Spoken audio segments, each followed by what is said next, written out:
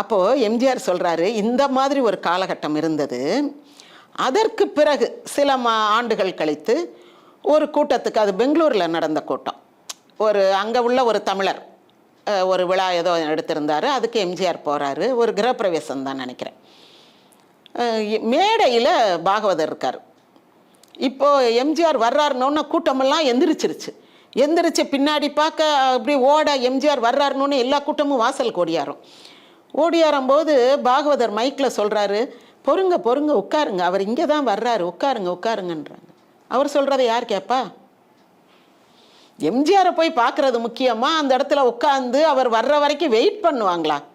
யாரும் வெயிட் பண்ண மாட்டாங்க. எம்ஜிஆர் வந்துட்டாருன்னு தெரிஞ்சால் உடனே அந்த சத்தம் கேட்டவுடன் அந்த சத்தத்தை நோக்கி ஆட்டோமேட்டிக்காக அவங்க அப்படியே ஈர்க்கப்படுவார்கள். அதுதான் ஜனவசியம்னு சொல்கிறது. அப்படியே ஜனங்கள் அவரை நோக்கி போவாங்க. பைப்பர் ஆஃப் ஃபேமிலின்னு படிக்கிறோம்ல, அவன் அந்த பைப் ஊதின உடனே அந்த ஊரில் இருக்க எலியெல்லாம் ஓடியாரும். அப்புறம் கடைசியில் அவன் சின்ன பிள்ளைங்களையெல்லாம் கொண்டு போய் விட்டுருவான் கடலுக்குள்ளே. அந்த மாதிரி ஒரு மாற்றம் ஏற்படுது, கால மாற்றம். எம்ஜிஆர் ரொம்ப அழகாயிட்டார், ரொம்ப மக்களுடைய ஆதரவு பெற்றவர் ஆயிட்டார்.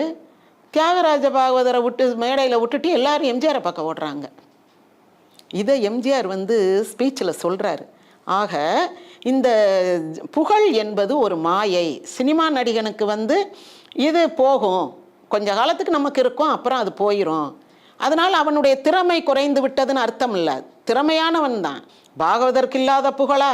அவரையே ஒரு காலத்தில் மக்கள் மதிக்காமல் நம்ம பின்னாடி ஓடியாந்தாங்க. நாளைக்கு நம்மளையும் விட்டுட்டு இன்னொரு ஆள் பின்னாடி ஓட மாட்டாங்கன்னு என்ன இருக்குது? இது மக்களுடைய கலை விருப்பம், ரசனை.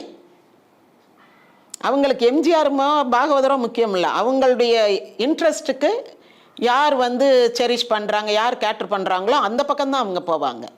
அப்படின்ற பாடத்தை அவர் படித்து கொண்டார்.